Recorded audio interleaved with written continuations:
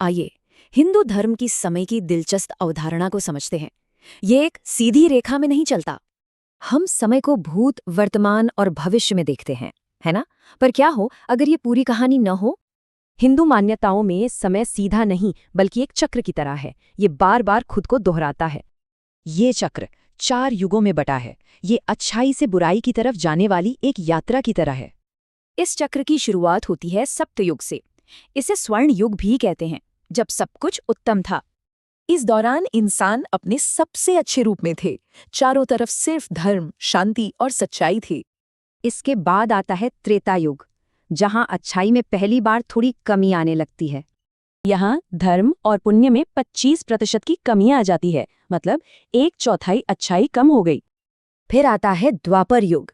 इस तीसरे युग में नैतिकता और सच्चाई में और भी ज्यादा गिरावट आती है।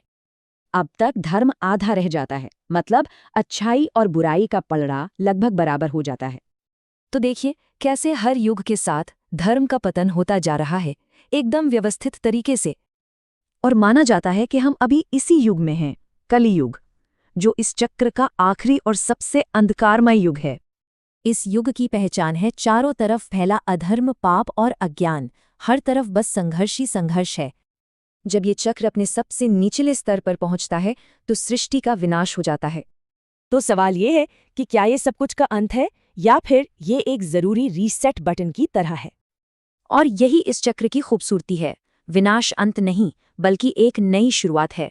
सत्ययुग फिर से लौट आता है।